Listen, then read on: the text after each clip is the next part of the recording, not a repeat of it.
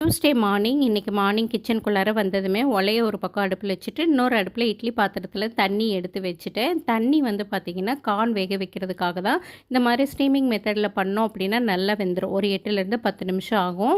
இன்னொரு பக்கம் பார்த்திங்கன்னா இது நேற்று அரைச்ச மாவு குழி பணியாரத்துக்காகவே அரைச்சேன். சரின்னு சொல்லிவிட்டு அதை ஒரு பவுலில் ஸ்வீட் பணியாரத்துக்காக தனியாக எடுத்து வச்சுட்டேன். மீதியை வந்து பிரேக்ஃபாஸ்ட்டுக்கு எடுத்து வச்சுட்டு ஒலையும் ஒரு பக்கம் நல்லா காஞ்சிருச்சு. அரிசியை ஒலையில் போட்டுட்டு அதுக்கப்புறம் அந்த கேப்பில் சாதம் வெந்துட்டு இருக்கும்போதே சட்னி அரைக்கிறது, புதினா சாதத்துக்கு தேவையான பேஸ்ட் அரைக்கிறது, ஸ்நாக்ஸ் ரெடி பண்ணுறதுன்னு பண்ணிவிட்டு சட்னியையும் கையோடு தாளிச்சிட்டு குழந்தைங்களுக்கு பிரேக்ஃபாஸ்ட் ரெடி பண்ணலாம் அப்படின்ட்டு குழி பணியாரம் ஊற்ற ஆரம்பிச்சிட்டேன்.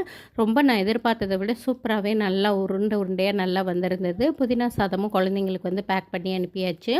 இந்த பணியாரத்துக்கு வந்து பார்த்திங்க அப்படின்னா வெங்காயமும் மல்லித்தலையும் மட்டும் போட்டிருந்தேன். தாளிக்கலை, அப்படியே தான் ராவாக போட்டிருந்தேன்.